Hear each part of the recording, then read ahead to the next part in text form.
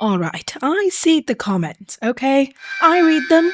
I get hundreds of recommendations, and I don't usually get around to them. But something about the way these people talked about handjumper made me try it. Big mistake. Huge. I permanently damaged my neck reading this comic in one sitting, full shrimp mode. I didn't see my husband for days, and I'm pretty sure he's leaving me. I just had to read one more chapter. And it's not my fault, okay? The comic lured me in, pretending to be a classic action adventure story, only to become a psychological thriller. We need to talk about this. It's time to discuss Handjumper. If you haven't read this comic, when you first start reading Handjumper, I would forgive you for thinking the setup is kinda basic. Oh, some people in this world get superpowers, and they're called the aberrants. But this story is a little bit different. Because unlike Xavier's Academy, joining the Corps is mandatory by law. If you're an aberrant and you don't join them, you'll be hunted down, maybe even killed. So if you get superpowers in this world, you can't study math. You can't be a lawyer. Your career options are now police officer and police officer. Still, none of this is revolutionary. We've seen stories like this before. The reason Handjumper is special isn't its premise, it's the precision with which the author executes it. The first hint of this comes less than a chapter into the story. We see our protagonist, Sion Lee, watching the news with her older sister. An innocent woman has been murdered by a group of aberrants, leaving behind two young children.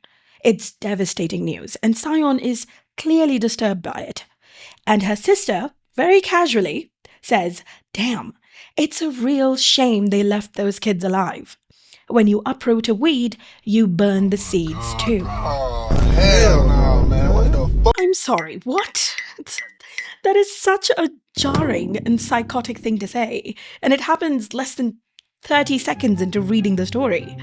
There is no context or any kind of warning to prepare you for this. And this isn't just cheap shock value. The author does about 4 chapters worth of work in only seconds. One panel shows us that the aberrants are violent and feared, probably by the whole world. This panel then shows us that Sion's sister is a little cuckoo, kind of terrifying. And the final panels, where Sion yells at her sister, where she says even if she became an aberrant, she would never be like her. This one lays the emotional foundation for the entire story. Sion's whole family is made of aberrants. Her father, mother, and her sister all have these superpowers, and every single one of them is a scary, violent person living outside the law. It is incredibly important to Sion to not be like them. She is desperate to not be an aberrant, and even if she is determined to be a good, moral person. In just one scene, she wins us over. We're perfectly aligned with our protagonist in a very effective manner. In fact, I genuinely thought that her sister would be the real monster in this story.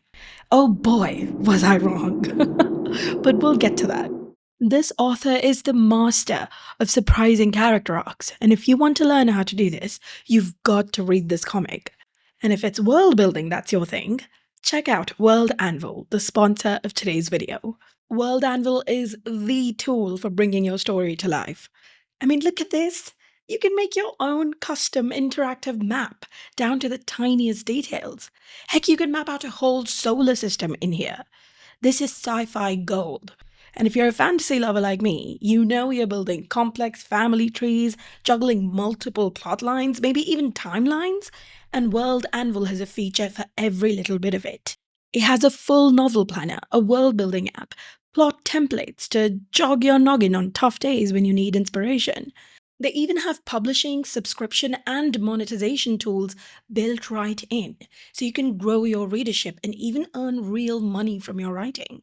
You have to check out worldanvil.com, and you can use my link in the description. And if you're looking to subscribe to them, you can use code MARKY for a fat 51% off on a yearly sub. Yeah, 51%. Thank you again to World Anvil for helping so many writers live their dream, and also for sponsoring this video. Now, back to the story. The author very carefully presents Sion as the perfect protagonist. She shows compassion and a drive to be a good person. She's a hard worker, she dedicates all her time to her schoolwork, and she's incredibly smart, so she outperforms everyone. She has only one friend, Jael. I love you, Jael, so much. I love you. But their chemistry is so wholesome. In just a few scenes, it's obvious how much they care for each other. They're so cute together, and it makes you love Sion so much more. I was honestly shipping them both so hard. How optimistic of me. She was the person to get behind. So when it's testing day at school, not the exam kind of test, but the aberrant power test, we're as afraid for her as she is. Students are tested for aberrant powers routinely because they don't manifest right away. They can kind of show up at any time. Now, we already know that Sion will test positive because aberrancy is genetic. And this makes for a rather predictable situation. I mean, yes, she would be devastated to be an aberrant, and we really don't want her dreams to be shattered, but we're not really curious about what's going to happen. And the author knew this. So they decided to give us curiosity in the most out-of-pocket way. Jael goes in for his aberrant exam first, and we see this picture at the end of chapter 2. Jael, bleeding out of every orifice on his face. Our precious, sweet, wholesome Jael, bleeding on my phone, on my internet that I pay for. I went insane. Everyone reading went insane. Just look at these comments. Everyone's freaking out. Did my ship just get pummeled to the moon in a matter of seconds? I don't know. Like, is he dead? He is bleeding out of every hole, but he didn't slump over to make it obvious. Webtoon characters survive way worse than this. But this freak of nature who did this to him says to clean this up, so it sounds like he's dead? I don't know. It takes over the entire story and pushes us right through the predictable bits. Oh, Sion gets tested positive for aberrancy. No one cares. What's happened to Jael? Sion has the rarest color of aberrant essence, which is teal. What does this mean for her? No one gives a shit. Is Jael alive? The worst part is, she doesn't even get to try and speak to him, because the moment you're tested positive, you're taken away to the core. So she just thinks she'll see him someday in the future.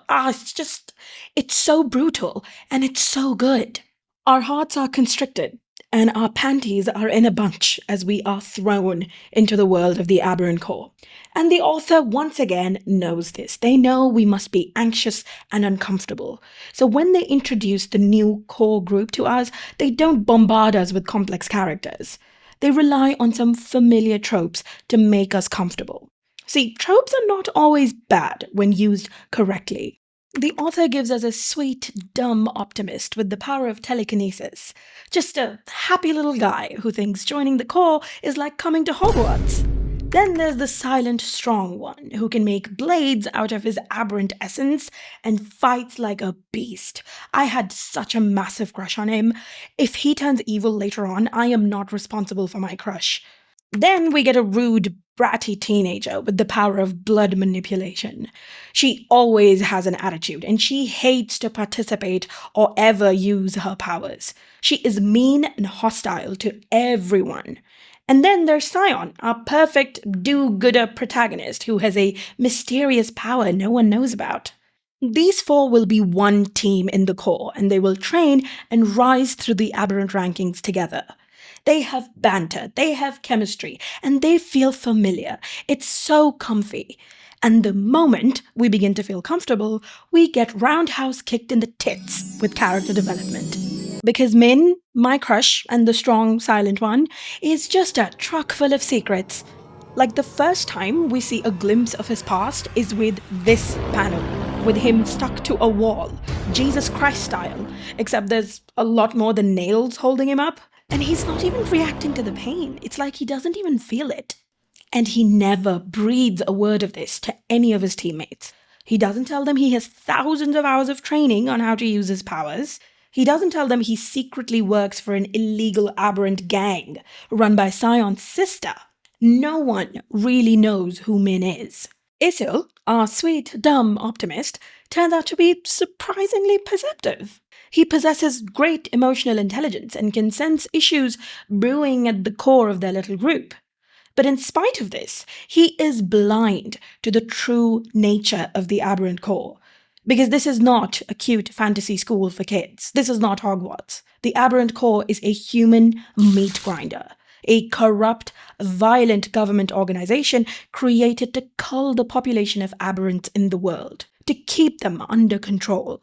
Rujin, the rude a-hole, is actually the only one who sees the core for what it really is.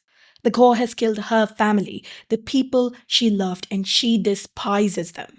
This is why she refuses to use her powers for the core. Even though she seems abrasive and mean, Rujin is the most moral person out of the group. She can sense right from wrong, even in the most fucked up situation. She has an instinctive sense of morality that Sion does not possess. Because our dear protagonist, the one who cares most about morality, is the real monster of this story. She is the one who carries this comic. Sion is the biggest reason I'm making this video. She almost became the thesis of this entire thing. She is the one who turns Handjumper from a good story to a masterpiece in fiction. Perfect, moral, hard-working Sion. So harmless because she was the only one of the group who had never used her power before. She didn't even know what it was. The ideal character who would come into her power and bring change to the violent ways of the core. Surely all she had to do was realize that not all aberrants are evil like her family. At one point, I truly thought that would be her journey. But nothing could have prepared me for what would actually happen. Because the Sion we knew, the Sion that she thought she was, only existed until the moment she found her true power. So Sion and Rujin had wandered off recklessly, as one does, into a shady warehouse when someone shoots Rujin in the head, instantly killing her. Yeah, I know. I already loved her at this point, so I was busy choking from what I saw when Sion finally unlocks her true power. She turns back the time. Not by days, not even by an hour, just by 20 seconds. That's it. That's her power. She can turn back time by 20 seconds. And it seemed pretty, innocuous at first. Yes, she saves Rujin's life, which is huge because I was already attached, and I would riot if she died. But still, 20 seconds is really short. I mean, you can't really do anything huge. You can't even go back far enough to cause some kind of temporal paradox or something. And the writer feeds into this feeling. We watch Sion struggle to increase how far back she can go, only for it to increase to 60 seconds at most. Surely, this is not enough to make someone a psychotic supervillain, right? That's what I thought until this chapter. Capture the flag. A teacher at the core sets up a game of capture the flag between two teams, Sion's team and these guys. The winning team gets to go up in aberrant ranking. That's it. While writing the script, I struggled for a while on how to do justice to this game, and I finally realized I can't. There's no substitute to reading this and experiencing it for yourself. I can't even get close. Throughout the game, Sion uses her ability in the most fascinating way. She uses it to gain information. She lets the fight happen and finds out what powers the other team has, how they use it, and what their strengths and weaknesses are. And then click, rewind. Now the fight will happen as she wants it. She is precise, perceptive, and patient. She plans everything so her team can take advantage of the information she gains. Her calculations are flawless, easy to follow. I was fully on her side. I was cheering, yes, queen, until this happened. Yeah. Sion tells Min that in his round, he must physically incapacitate one of the opponents. He has to injure him badly enough that he cannot play in the final round at any cost. And Min does that by chopping off the guy's hand. My jaw was on the floor, okay? And I was not alone. I mean, everything went from 0 to 100 in a second. It's one thing to push and shove and maybe lightly set each other on fire, but to lob off a hand for a game is insane. And I know Min is the one who did it and he looks kinda cuckoo, but Sion doesn't feel bad about it at all. She says it herself because her friends confront her about it. Rujin calls her a psycho for giving an order like that, and Sion says she doesn't feel bad at all. In fact, watching his hand fly off felt really good. Huh? She was scaring me, okay? And clearly her friends as well, because you can see it on their faces. And she sees it. She sees the way they were looking at her, how disturbed they were. I mean, duh, you literally said you liked watching someone's hand being cut off. Her whole idea of herself, of being a good person, of someone who hates violence, who never wants to hurt anyone, was evaporating right in front of her eyes. And snap, she turns back time just to manipulate her friends, to redo the conversation and turn it around on them, to hide who she really is. This was the moment I knew she fucked up. You stupid. It's one thing to do this in the game or in a battle, but doing it here? There's no stakes here. The only punishment is a tough conversation with your friends.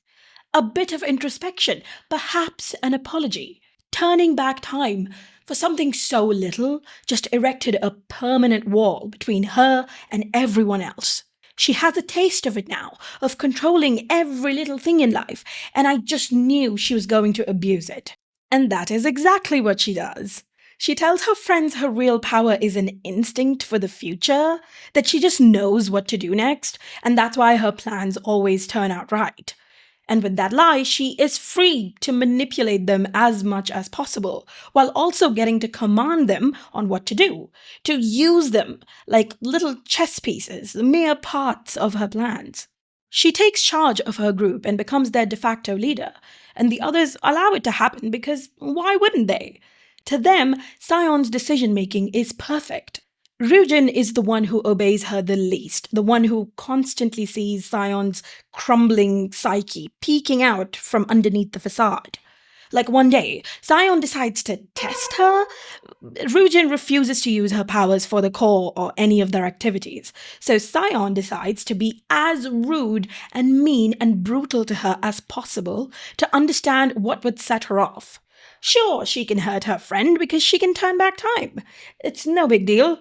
Except the moment she does this, Rujin literally knocks her clean out. You stupid. Sion was out cold for like 20 minutes, so she can't undo what she did. She has to face the consequences. She has to, I don't know, give a heartfelt apology. And she sucks at it. She has lost all touch with how to have a real conversation. She even rewinds the apology conversation constantly, but she's so bad at it that Rujin is not hearing it. Rujin is the one who sees her shifty behavior and calls her out on it consistently, but this only goes to frustrate Sion. She doesn't want to be questioned. She doesn't believe she needs any help or support, because the sheer scale of her power really begins to get to her head. She sees herself as smarter than everyone, but she has information others don't, and she walks into every battle with an edge that no enemy can predict. She thinks she's the savior of her friends, and they regard her as such. Little do they know, she sends them to die numerous times on purpose. Like here. In this scene, her mentor told her to run away with her team if an aberrant shows up. But Sion is greedy. She knows she can use her power to secure more points and ranking for their team. And boom. Yeah, there goes Isil's head. He dies because Sion refused to run away with her team. But of course, this isn't real to her. Nothing is. So she just rewinds time, only to fight the rogue aberrant again. She doesn't just want to survive and run away, no. She wants to capture this aberrant. She wants the best outcome, and so she watches her friends get hurt over and over again. She makes them fight, even when they could have escaped. And some of you may think, so what? She knew she had the power to turn back time, so she had them fight. And I would point you to this situation, where she couldn't. If this beast of an aberrant happened to kill her first, it would be over. She would have killed all of them. And even if she was 100% sure that that wouldn't happen, there's an interesting question lurking here. If you can turn back time, are the deaths of your friends no longer real? Does their pain not count because they can't remember it? What if, instead of just turning back time, what Sion's power truly did was shift her to a different timeline that was 1 minute behind the last one? If she was leaving a bloody trail of timelines full of dead friends, would their pain and suffering suddenly become real? I think they would, and in fact, I think they matter now. Because even if she fully undoes everything, even if Sion's friends don't remember any of it, she does. She remembers every second of it, and it's doing an absolute number on her psyche. Her power completely removes her from reality, and it dehumanizes the people in her life. It's actively hurting her. We started with a character who swore she would never kill a person, no matter what. And we've ended up with a character that watches her own friends die over and over again, like it's Sunday night football. Sion was mad at her own sister for her violence, only to become someone who threatens the life of an innocent child just to gain some aberrant ranking. And even when people call her out on her behavior, she just can't get it. She considers their perspective small, while she towers over them like a god. The only one who sees the reality of any given situation, the only one who sees the bigger picture. It's severely antisocial. It is terrifying behavior. She has become who Light Yagami wishes he was, a truly terrifying monster. But the real question still remains, which is, why is she doing it like this? Why are you the way that you are? People say that this was bound to happen to Sion because of what her power is, but I don't fully agree with that. In fact, if Rujin or Isul had the same power, I think they would handle it quite differently. They wouldn't be immune to the corruption of a power like this, but they would certainly know when they were going too far. And I think the reason why Sion doesn't, why she seems so alien at times, is because she has one singular problem. She has no internal locus of morality. Let me explain what I mean.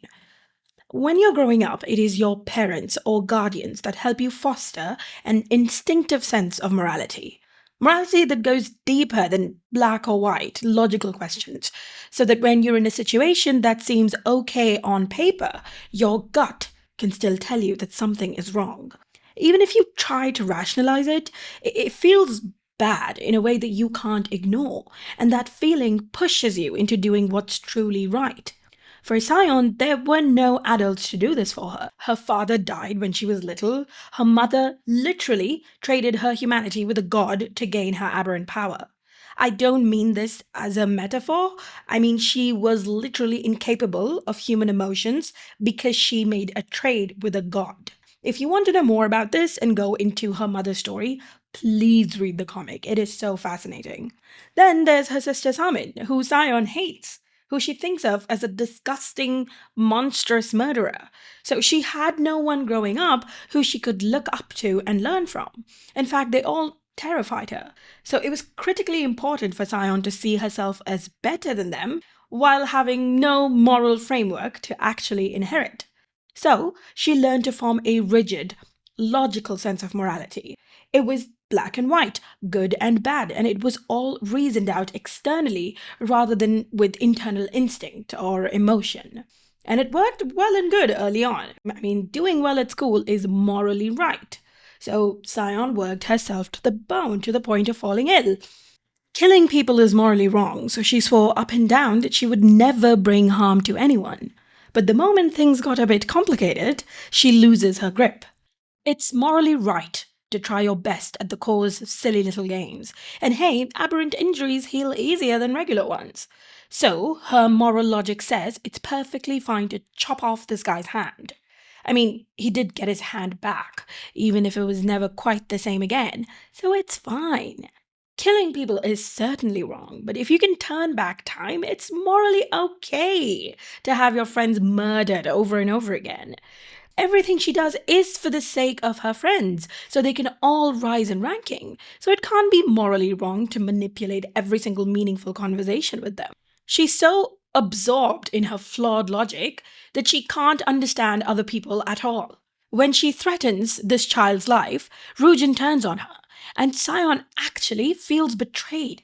She sees nothing wrong with what she's doing because she has no real plan to actually hurt this child. She's just traumatizing and terrifying him, but it's the right thing to do because her cell gains points for it. She cannot understand why people risk their own lives for the sake of saving others. Why people let each other live in battle, even when they could have clearly killed their opponent. Why Rujin, in spite of all of her manipulation, continues to see through her act. And she can't understand why, in spite of all her logic being so perfect, she feels so terrible. Because even though Sion is kind of a monster, a part of her genuinely aches from all of it. She still has her humanity, and she's ripping apart from the inside. I mean, there are panels in the comic where she's in so much pain, and she has no idea how to fix it. Following your gut takes practice, years of it, and she has none of it, and it's killing her. Even though Sion scares me, and sometimes I really, really do hate her, I find myself wishing, hoping desperately for her to get better, to choose her humanity. In spite of everything, I'm somehow still on her side. It is just such brilliant character work. I mean, I'm in awe of this author. I feel so grateful that I get to experience a story like this. You know, when you're developing a script for a video like this, you think a lot about the main thesis. For a long time, I thought this video should be about Sion's power and her character, and focus only on her. But that wouldn't be true to what I was feeling while reading this. Yes, Sion is brilliantly written, and yes, I love the way the story plays with her power. But the biggest feeling I had while reading was that this author is amazing. With every character, every chapter, every arc, they put their best foot forward. They put their whole heart into it. You feel their passion and dedication in every page, and it honestly ruined other comics for me. That is what enchanted me, and that is why I decided to make this video. Major kudos to the writer. Can we please be friends? Pretty please? No? Is that parasocial? Okay. If you watched the video this far, thank you so, so much. I hit 30,000 subscribers. What? It's unbelievable. Because of you, all of you, whether you're subscribed or not, I'm living my dream. Thank you so, so much. I love you all. Bye bye.